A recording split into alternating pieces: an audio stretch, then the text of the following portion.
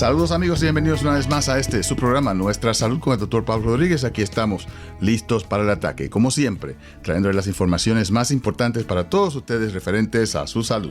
Salud física, mental, política, económica. Salud universal se consigue aquí a través de Latina 100.3, la número 1 en música y mezclas. Y gracias siempre al patrocinio de Neighborhood Health Plan de Rhode Island, nuestros socios de la salud. Este año más de 53,000 personas morirán de cáncer del colon y 70% de estas podrían haber sido evitadas con pruebas de detección temprana. Se estima que este es el segundo cáncer más común entre los latinos. En los Estados Unidos se dice que esto es una crisis, ya que más jóvenes están saliendo con este cáncer.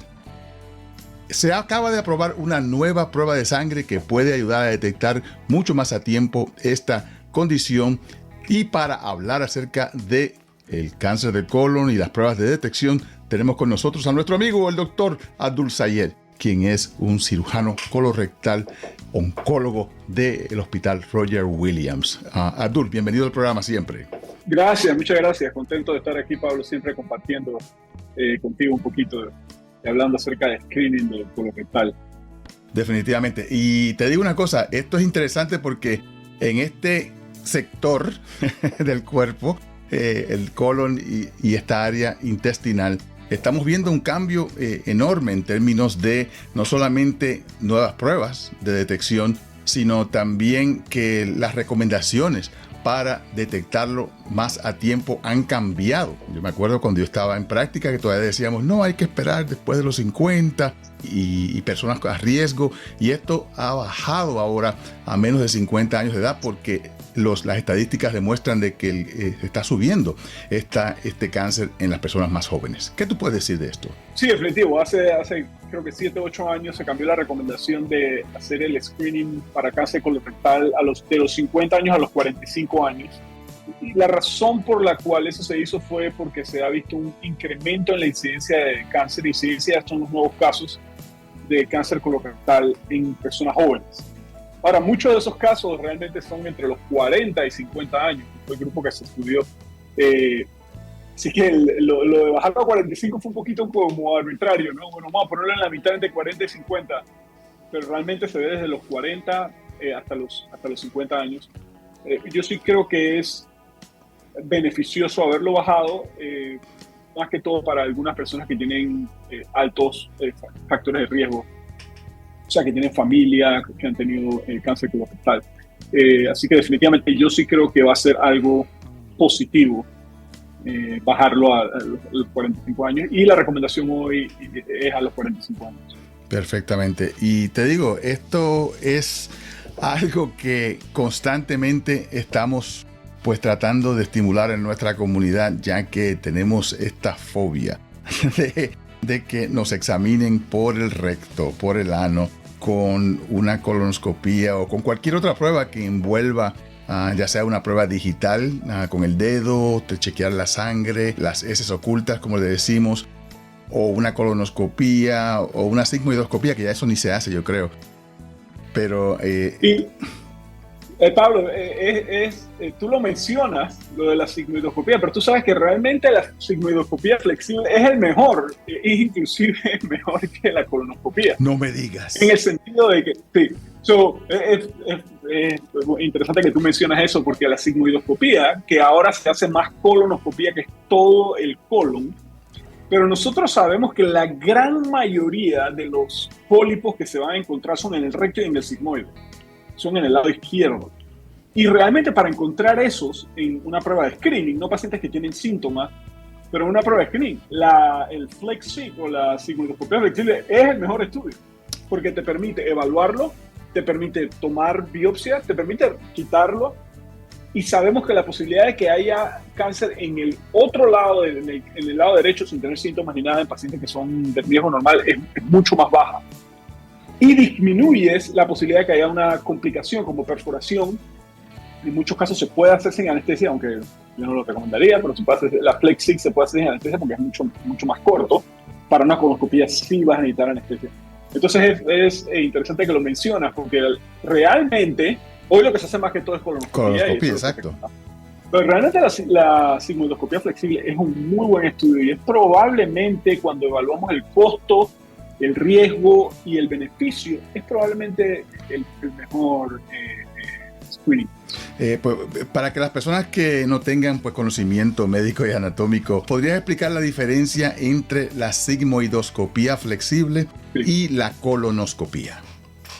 Claro, con lo que llamamos el intestino grueso, tiene varias partes. Va desde el lado derecho, sube en el abdomen, va hacia el otro lado, el lado izquierdo, y después baja hacia lo que es el recto. Como una U invertida. Una U invertida. Una U invertida. Exacto. Entonces, con la colonoscopía, uno pone la cámara por detrás, por el recto, y ve todo el intestino. La letra completa, la U todo. Completa. La U completa. Pero para poder ver la U completa, el paciente tiene que, o no paciente, pero la persona tiene que prepararse. Para prepararse hay que hacer una preparación que tú sabes el día anterior y te tienes que limpiar totalmente, porque para poder limpiar el lado derecho del colon es mucho más difícil. Con la sigmoidoscopía solo vemos, como quien dice, el lado izquierdo de la U o el lado izquierdo del colon, que es el recto, y lo que se llama el sigmoide es la parte más izquierda o la parte más distal de esa U. ¿Por qué? Porque sabemos que ahí es donde se dan la gran mayoría de los cánceres, es en el lado izquierdo, el recto y sigmoide. De hecho, eso que estaba mencionando, los cánceres en jóvenes, la gran mayoría son cánceres rectales. Entonces, puedes detectar eso. No tienes que hacer una preparación tan fuerte, porque nada más el lado izquierdo. Toma un enema, algo para limpiar un poco. Exacto. Y ya. No tiene que estar el día antes tomándote bebidas y enemas y pastillas para que te vacíe todo el colon. Y como el gastroenterólogo o la persona que está haciendo el estudio no tiene que llegar hasta el otro lado de la U, es más fácil y disminuye los riesgos de que hayan complicaciones, que pueden haber de complicaciones de todo lo que hacemos.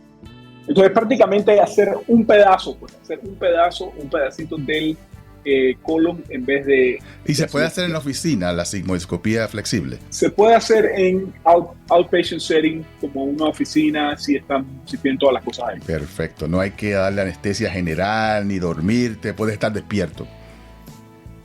Sí, hay algunos pacientes que requieren sedación de todas formas, pero es mucho menos molesta que si es toda la colonoscopía. Entonces, con toda la colonoscopía hay sí usualmente su sedación, porque no es algo que los pacientes van a tolerar sin problema. Perfecto. Y entonces, ¿qué personas deberían de hacerse la colonoscopía antes de los 45? Porque si decimos que a los 45 podemos empezar, pero hay personas que tienen mayor riesgo, ¿no? Exacto. Entonces, cualquier persona que haya tenido un family member, un miembro de la familia con historia de cáncer, más si el cáncer fue temprano. A mi papá le dio a los 50, a mi mamá le dio a los 60, tuvo un hermano con... Esas personas usualmente recomendamos que se hagan 10 años antes de la edad que le dio al familiar. Si el familiar le dio a los 50, entonces a los 40 se empieza. O personas que sabemos que son alto riesgo porque tienen alguna mutación que ya se ha probado. Por ejemplo, si a mi papá le dio el cáncer y le hicieron un examen del cáncer, el cáncer tiene una mutación específica, yo podría tenerlo, y entonces me hago también el estudio mucho más temprano y me hago el estudio para ver si tengo esa mutación. O pacientes que tienen síntomas. Y hoy en día somos bien agresivos. Por ejemplo, si tengo un paciente de 40 años y que está teniendo unos síntomas que no son normales, por ejemplo, síntomas que ahora le cuesta más hacer pupú cuando antes eso nunca le pasaba, tiene sangre en las heces cuando eso jamás le había pasado anteriormente, no es que tiene hemorroides, sino que de repente vio sangre en las heces, eso nunca le había pasado. Está, como dije, más constipado cuando es algo nuevo, o dolor. Cualquiera de esas cosas en alguien de 40 años que no tiene una explicación clara, somos más agresivos haciendo una colonoscopía o una flex sigmoidoscopía. Caramba, es muy, muy importante las personas, porque a veces, como dije al principio del programa, 70% de las personas que se han muerto de cáncer del colon podrían haber salvado su vida si hubiesen hecho la colonoscopía o la sigmoidoscopía o las pruebas a tiempo.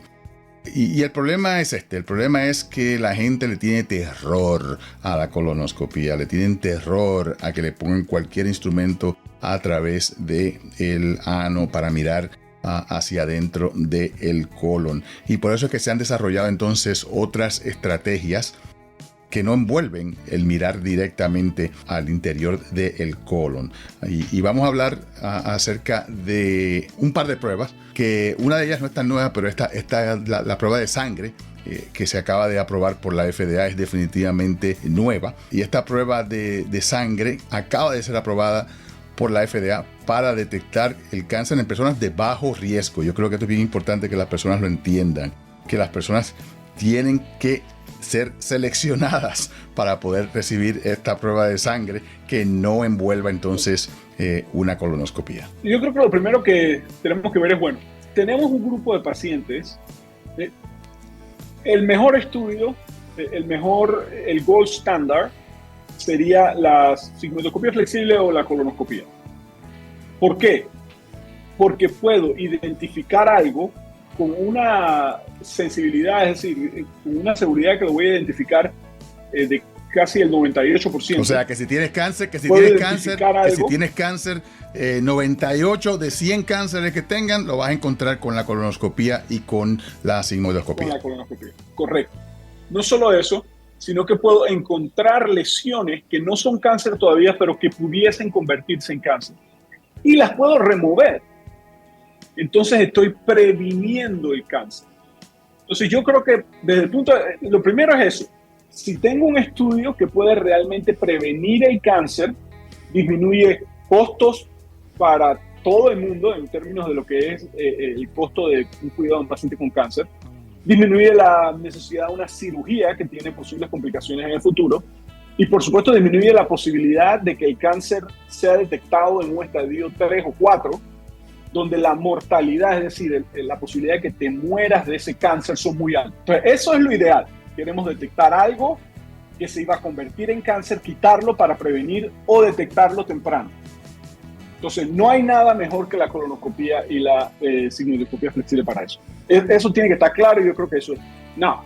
El problema que tenemos es que como es un estudio invasivo y requiere un día, tienes que dejar de trabajar ese día, tienes que prepararte el día anterior, tienes que aprobar el seguro, necesitas anestesia, todas esas cosas alrededor de ese estudio hacen que mucha gente no está bien informada, no están educadas, no hablan el idioma. Todas esas barreras que hay hacen que muchísima gente no se haga el estudio. Entonces la pregunta que tenemos es, bueno, ¿hay alguna otra forma de que podamos ayudar a las personas que no se van a hacer ese estudio, pero que las podamos ayudar de alguna forma a detectar temprano por lo menos? Porque ningún otro estudio va a darles una opción para que así no se pierdan, no estén en la calle sin saber absolutamente nada. Sin saber absolutamente nada hasta que tengan un cáncer avanzado. Una enfermedad que es muy agresiva, exacto, muy avanzada. Entonces lo que se hizo fueron estudios de las heces. Hay prácticamente dos tipos de estudios, son los más importantes. Uno es donde uno busca en las heces células que tienen DNA. DNA es el contenido genético de las células que vienen del intestino y que han cambiado. Entonces si yo veo esas células que han cambiado, yo puedo decir, aquí hay células que han cambiado, este paciente pudiese ya tener cáncer. Y de hecho esos estudios, como comercialmente el Cologuard, que es un DNA-based stool test, se hacen, lo recomiendan cada 3 años, la razón por la que lo recomiendan cada 3 años varía, pero cada 3 años en pacientes que tienen riesgo normal o average, y se hace el estudio en base a las heces y ellos buscan esas células. Ahora, si sale positivo, te tienes que hacer la colonoscopia. Como quiera te la tienes que hacer. Como quiera te la tienes que hacer. Y para las personas que no lo saben, te mandan una cajita por correo, te llega la cajita a tu casa, tú depositas tu depósito de heces en la cajita y la mandas por correo al laboratorio para que ellos busquen esas células anormales. Tu cartero pues no va a ser tu amigo, pero no hay problema, que ya están acostumbrados. Exacto. Y entonces, si sale negativo, no quiere decir que no tienes un pólipo que se pudiese convertir en cáncer, por eso te lo repiten a los 3 años. Pero si te sale positivo, entonces te tienes que hacer la colonoscopia porque hay posibilidad de que ya tengas una lesión que es cancerígena o altamente y tienen más altos falsos negativos en el Cologuard.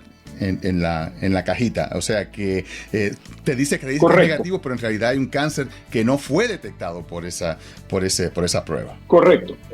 No es tan bueno como la colonoscopía, que no es 100%, pero no es tan bueno como la colonoscopía, está alrededor del 89, 90%.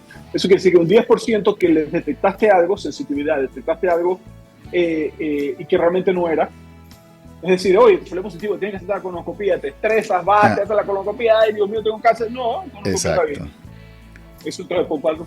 Y también hay la posibilidad de que te diga, oye, no, te salió bien, háztela en 3 años, y en 3 años vas, por algún motivo te hacen una colonoscopía y te dicen, no, pero ya tienes cáncer. Pero ¿cómo? Si yo me hice el estudio hace 3 años. Porque también hay, como tú dices, falsos negativos, o sea, que sale que es negativo, pero que realmente no era negativo. Tenías cáncer y no fue detectado. Exacto. Entonces, inclusive con estos otros estudios en donde se usan las heces, inclusive haciendo eso, hay muchísimos que no se hacen. Increíble, o sea que... Sí, yo creo que lo que hemos tratado, bueno, que es algo que sea sencillo y que la gente se haga. Y entonces de ahí viene la idea de tratar de hacer un estudio de sangre. Porque si te pones a pensar, todo el mundo en algún momento hace estudio de sangre, es algo mucho más aceptado. La gente nadie le tiene miedo.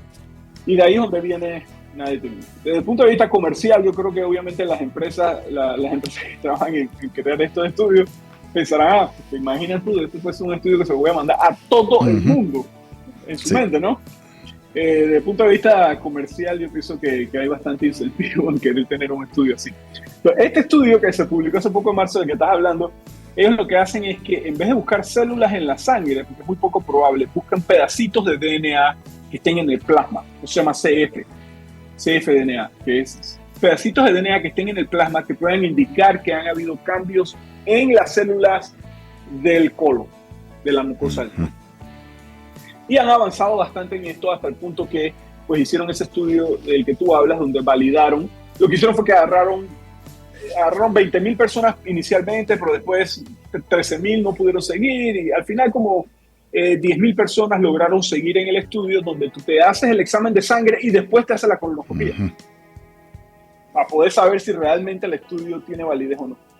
Y lo que encontraron en ese estudio es que el estudio tiene validez para identificar cáncer más o menos si ya tienes cáncer, que puede ser de estadio 1 a estadio 4, más o menos del 87%, especificidad del 90%, que no está mal, para un estudio de sangre. Pero hay un par de problemas. El primer problema que yo veo es que, no me está identificando pacientes que tienen un pólipo que se va a volver cáncer o lesiones que son bien precancerígenas. De hecho, si uno menciona en el estudio, es solamente 13% para precancerígenos. O sea que de 100 personas que tengan estos pólipos, estas lesiones que se pueden convertir en cáncer, que ya sabemos que estadísticamente son el principio de cáncer, como decimos, solamente 13 de 100 son identificadas con esta prueba de sangre. Exacto. Así que eso es uno de los principales limitantes que yo veo. Yo veo la idea esa de poder llegar a más gente, pero algo que me preocupa a mí ahora que estaba leyendo eso, como tú sabes, nosotros hemos hecho programas de navegación para pacientes, para tratar de incrementar la tasa de colonoscopía, facilitando el idioma y todas estas cosas. Hay un grupo de pacientes o de personas que son difíciles de llegar a ellos y que se hagan las pruebas, no importa qué hagan, no importa que los llames en su idioma, no importa que les expliquen, no importa qué hagan. Entonces, pienso yo que pueden haber dos problemas. Uno, que gente que se iba a hacer la colonoscopía inicialmente quede haciéndose el estudio de sangre porque se lo mandó el doctor, porque ahora se lo está mandando todo el mundo. Entonces estás pasando un grupo de gente que iba a tener el gold standard, lo mejor que hay para prevención. Ahora va a decir que, espérate, doctor, pero si me puede mandar el examen de sangre. Mándame el examen de sangre mejor. Claro. Y esa era gente que se iba a hacer la colonoscopía. Entonces estás disminuyendo, de hecho, el mejor estudio, que es la colonoscopía o sigmoidoscopía. Y la gente que no se lo iba a hacer, de todas formas, yo no estoy seguro si uno les manda el estudio de sangre y nunca regresa. Exacto. Le sale positivo, tú los llamas y le dices, mira, te salió positivo, hay que hacerte una colonoscopía ahora para verificar la prueba. No, eso sí no me lo voy a hacer. No, yo para eso me hice la prueba de sangre, para no tener que hacerme la colonoscopía. o nunca los consigue, Exacto. no lo llaman por teléfono y no contestan y se perdió y ahí quedó la prueba positiva. Entonces, yo no estoy 100% seguro. Es muy buena la idea, pero yo no estoy 100% seguro cómo se va a aplicar eso, porque puedo ver cómo un test que no es tan bueno como otros puede empezar a reemplazar el otro, y eso sería un problema, porque ahí sí vas a privar a cierta gente que se iba a hacer la colonoscopía, que iban a encontrar un pólipo, que iban a prevenir cáncer, ahora haciéndose un estudio de sangre que no es que los beneficia, que puede que le dé un falso negativo, un falso positivo, y le está como quitándole a la colonoscopía, que era el principal examen. Entonces, eso es una preocupación, yo creo que es una preocupación. Y el problema con esto es que no vamos a saber verdaderamente cuál va a ser el efecto de una diseminación de esta prueba a través de toda la población hasta que pasen 5 o 10 años, que es que vamos entonces a ver todas estas personas que tienen lesiones premalignas que se van a convertir en cáncer, que no fueron detectadas y que de pronto, ¡boom!, explota entonces el número de personas con cáncer del colon. Y estamos preguntándonos entonces, ¿qué pasó? ¿Cómo es que ahora que estamos haciendo más exámenes, tenemos más cánceres del colon? Es interesante, no había pensado en eso, fíjate. Yo creo que, pensando, porque sí es verdad que hay muchos pacientes que pudiesen beneficiarse, yo creo que lo primero sería identificar quiénes son los pacientes que no se iban a hacer una colonoscopia. De repente, usar el estudio en esos pacientes, y si son de alto riesgo, entonces dedicar más tiempo a la educación para ver si así esos pacientes entonces se hacen la colonoscopia. De esa forma yo sí pienso que pudiese ser útil. Por ejemplo, que el médico de cabecera mande su colonoscopia, el paciente no va. Oye, no te hiciste la colonoscopia, no, yo no me voy a hacer eso. Ok, vamos a hacerte un estudio de las heces. Que de hecho, tú te pones a pensar, bueno, porque la heces tiene inclusive una sensitividad y una especificidad mejor que el de la sangre, ¿por qué voy a hacer el de la sangre cuando puedo hacer Exacto. Y todos los días vamos al baño. Todos los días vamos al baño, así que... Vamos a poner que por costo o por algún otro motivo no se hace ese, que tercera opción sería, bueno, te harías un examen de sangre, pero quiero que sepas que si el examen te sale positivo, después vas a tener que hacerte la colonoscopia. Si el paciente dice, mire, doctor, me puedo hacer el examen de sangre, pero la colonoscopia no me la voy a hacer, entonces no vale la pena hacer el examen de sangre. A menos que se vaya a utilizar para educar al paciente, como quien dice, asustar al paciente, que eso a veces funciona. Mira, te salió positivo este examen, hay posibilidad, y que eso entonces haga que el paciente cambie su mentalidad actitud. Y diga, bueno, si eso me salió positivo, ¿será que me tengo que hacer la colonoscopia? Pero realmente no sabemos bien cuál va a ser el impacto de un cambio general así. Siendo sincero y con la experiencia, tú sabes, con más que todo pacientes underserved, pero no solo eso, yo pienso que ahora puedes abrir las puertas que mucha gente que se iba a hacer la colonoscopia simplemente se haga el estudio de sangre, cuando la colonoscopia era lo que realmente le iba a ayudar. Fíjate, al final del día volvemos siempre a lo que yo estoy constantemente argumentando, que el problema no son las pruebas, no son los médicos, no es la tecnología, el problema es que no tenemos un alfabetismo de salud en nuestra comunidad que haga que las personas tomen decisiones apropiadas para su salud. Y entonces, si tuviésemos un alfabetismo de salud más alto, donde las personas tienen la información, entienden la información, tienen proveedores que les explican y que pueden entonces hacer una decisión sabia. Mira, en realidad, ¿quién no se haría la colonoscopia? si tuviésemos entonces un conocimiento apropiado de, mira, ¿cuál es la mejor manera de yo salvar mi vida? Correcto. Sí, no, yo estoy totalmente de acuerdo contigo. Yo creo que cualquier paciente escucha al médico. Sí tiene la confianza y todo esto, tú sabes, se crea un rapport con el paciente.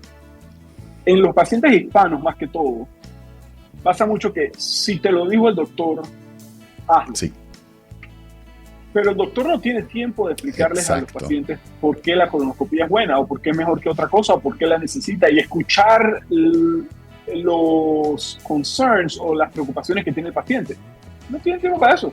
Ellos quieren ver su diabetes, su presión y seguir, porque tienen 15, 20, 30 pacientes más. ¿Ves? No va a tener tiempo de decirle que, espérate, ¿de qué estás preocupado?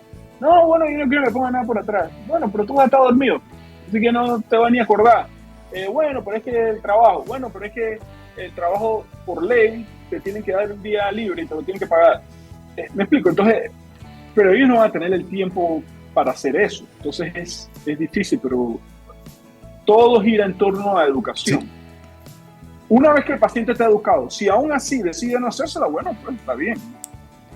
Pero la gran mayoría no tiene ese conocimiento de cómo le puede beneficiar o cómo no le puede beneficiar. Definitivamente, y ese es el problema, el no tener ese conocimiento apropiado y el de hacerle caso a los amigos, a los vecinos, al internet, que si te pones a buscar lo que vas a encontrar son barbaridades. O sea, porque hablaste con el taxista y me dijo, no, a mi tía le hicieron una colonoscopia y le perforaron el intestino y estuvo en el hospital 25 días. ¿Cuál es el riesgo de perforación con una colonoscopia para que la gente tenga ese número y esa conciencia? Menos del 1%. Menos del 1%. Pero existe. Claro. Y si sucede... Pero es menos del 1%. O sea que tienes que hacer más de 100 pacientes para que pudieses tener uno. Existe el riesgo, pero es muy... Y esa perforación puede ser reparada. Simplemente se hace una cirugía para reparar la perforación y ya. O sea que no es que te perforaron y ya te moriste. O sea, no estamos hablando de un alto riesgo de muerte. Correcto. La mortalidad es cero. Sí, perfectamente. Bueno. La mortalidad es cero a menos que haya algo específico. Y yo he tenido pacientes que fueron, hicieron una colonoscopia, después empezaron a tener dolor abdominal y yo me he encargado de ellos que regresan con perforaciones y regresan con infecciones y eso. Y como tú dices, se hacen sus cirugías, que no es lo que se quiere, eso no es pero pasa muy en muy pocas definitivamente la posibilidad que bueno, pero Artur, ya se nos terminó el programa. Para aquellas personas que quieran consultar contigo, que tengan algún tipo de pregunta o que quieran pues consultar contigo como médico y como cirujano, ¿dónde te pueden comunicar? ¿Cómo no? Estamos a la orden. Pueden llamar al 401-456-2198. Si contestan en inglés le dicen que hablan español y te ponen con la persona que habla español, pero 456-2198. Cualquier cosa, ahí no pueden contactar. Perfecto. Bueno, pues gracias, Abdul, por estar con nosotros en el día de hoy. Siempre un placer tenerte en el programa. Siempre un placer. Muchas gracias por la invitación, Pablo. Y gracias a todos ustedes por estar con nosotros en el día de hoy. Recuerden que esta y mucha más información la pueden conseguir en nuestro sitio web, nuestrasalud.com, donde tenemos una lista de estudios médicos, una lista de médicos que tienen en español, muchos vídeos y podcasts para que usted sea una persona informada. Gracias por estar con nosotros en el día de hoy. Se despide de ustedes su servidor de siempre, el Dr. Pablo Rodríguez.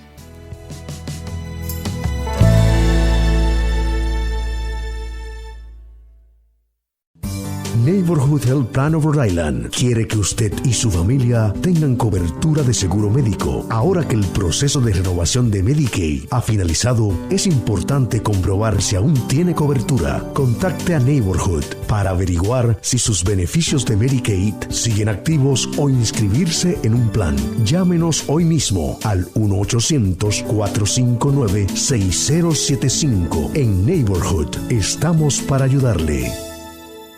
El cáncer del cuello uterino es prevenible si se realizan exámenes de detección con regularidad. Los exámenes y la detección temprana pueden conducir a mejores resultados. Si usted tiene entre 21 y 65 años y tiene dificultades para cubrir los costos de los exámenes de detección del cáncer, el Departamento de Salud de Rhode Island ofrece asistencia para cubrir los gastos de los exámenes de detección. Llame hoy al 401-222-4324 para obtener más información sobre las opciones de detección cerca de usted. No permita que las limitaciones financieras le impidan cuidarse. Presentado por la Asociación de Salud Pública de Rhode Island y la Asociación para Reducir el Cáncer en Rhode Island.